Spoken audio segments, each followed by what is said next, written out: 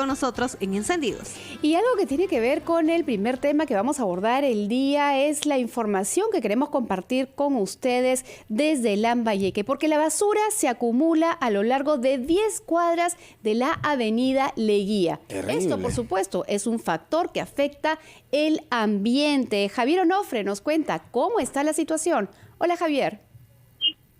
¿Qué tal, compañeros? Buenos días, directo en directo. Efectivamente, a lo largo de 10 cuadras de la avenida Leguía, la basura se encuentra abarrotado en todo el centro, perjudicando, como no, a los vecinos y personas que viven por esta zona. Pero vamos a conversar con el señor Marco, quien nos va a contar un poquito sobre esta situación.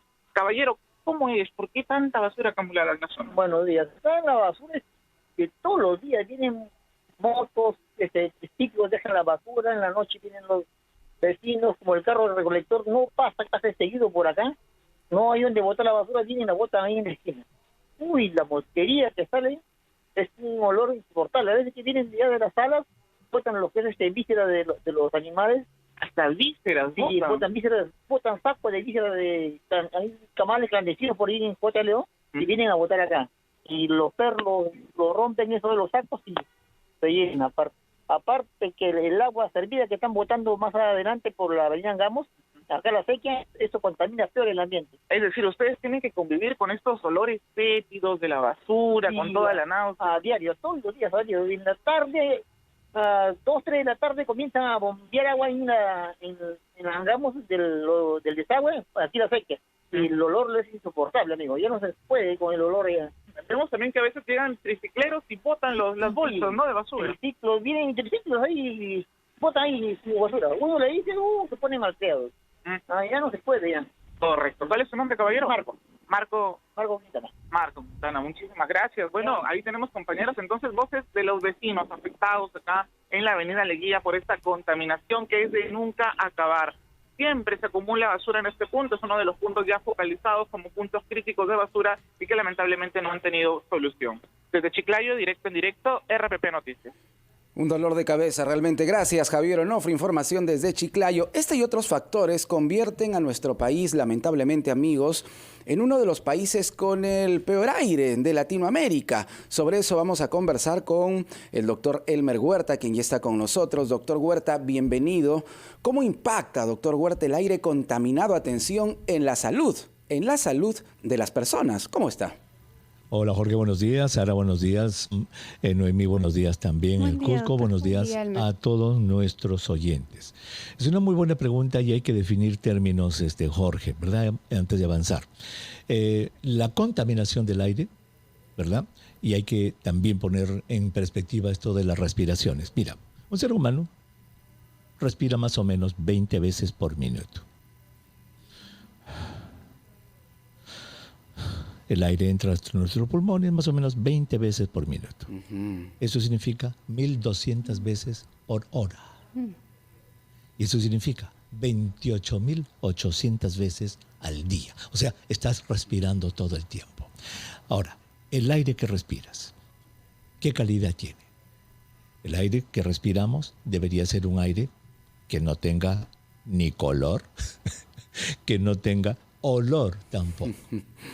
Y debería ser un aire que esté libre de lo que se llaman contaminantes finos y de los contaminantes gruesos, además de, como estamos escuchando, está ocurriendo en Chiclayo, de olores insolubles, producto de la descomposición, etc. Entonces, fíjate que son varios tipos de contaminantes del aire. A lo que no hemos referido en el reporte de Chiclayo, eso te va a irritar tus ojos, te va a irritar las vías respiratorias, puede provocarte tos, puede provocar exacerbación de trastornos crónicos bronquiales que tú puedas tener. Eso lo puede ocasionar ese aire insalubre, podrido, que la gente tiene que respirar en esos lugares. Pero al regresar de la pausa vamos a ver el otro tipo de contaminación también. Y se ha hecho un ranking en el mundo y el Perú es el país con más aire con partículas contaminantes que se llaman PM2.5 y PM2.10. ¿Qué les parece si vamos a la pausa y cuando regresemos definimos estos términos y qué implican para la salud?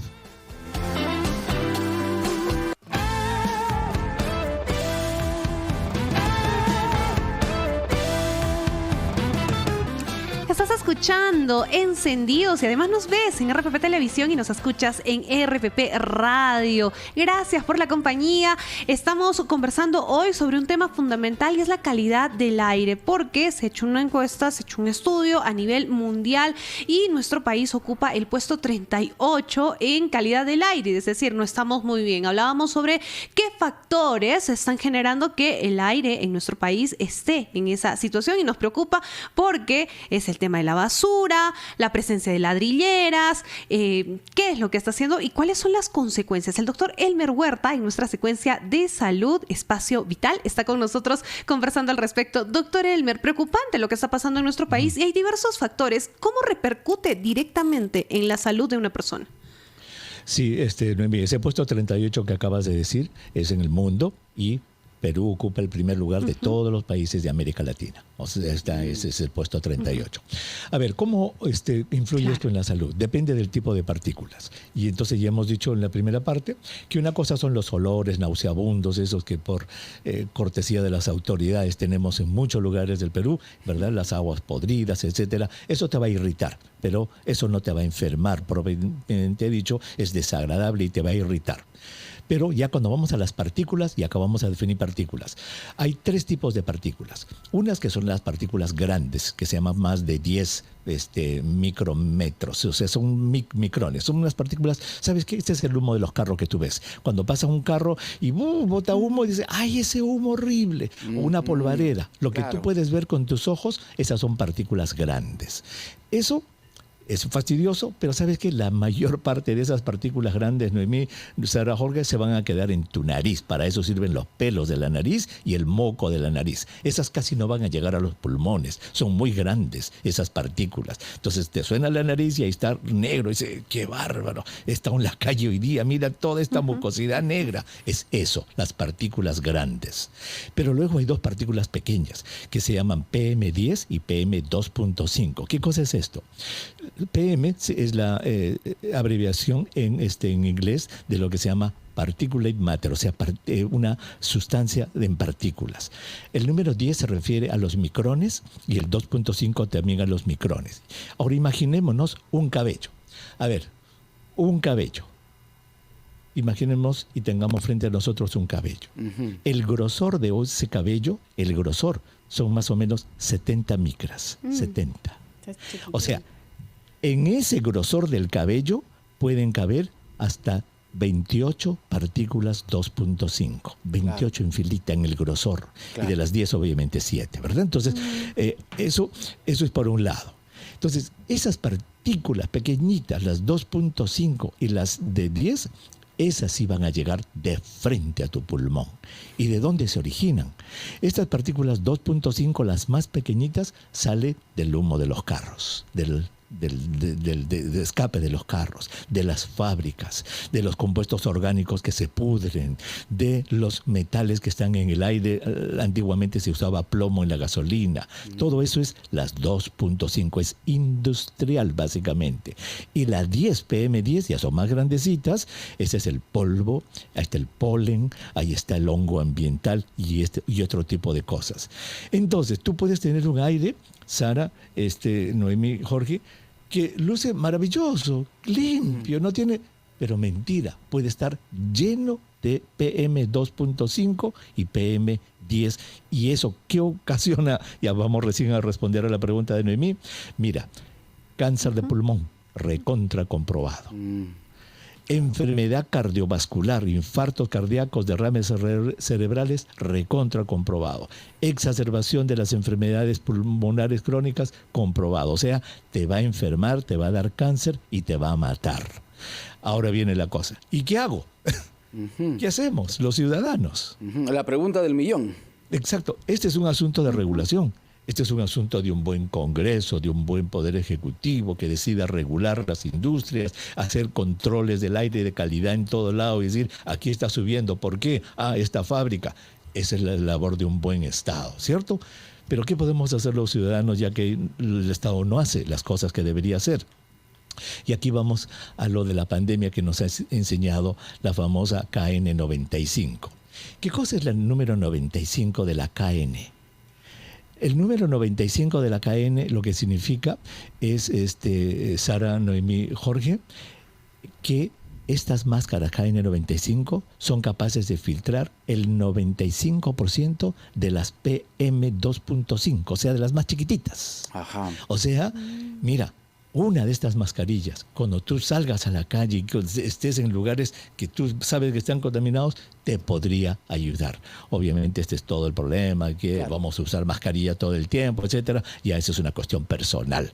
Pero esa podría ser una solución hasta que las autoridades decidan limpiar el aire que respiramos. Doctor Huerta, el humo del cigarrillo, por ejemplo, es también un contaminante que daña nuestros pulmones. Y no estoy hablando de quien fuma un cigarrillo, sino de quienes, por ejemplo, podemos estar eventualmente al lado de un fumador.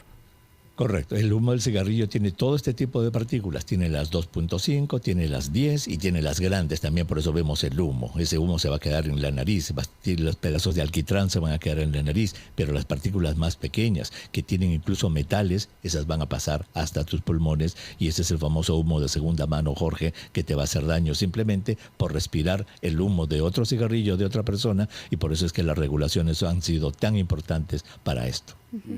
Elmer, mencionabas que el uso de una mascarilla podría ayudar justamente a reducir este efecto en la salud, ¿no? Enfermedades como el cáncer, enfermedades cardiovasculares, pulmonares de todo tipo.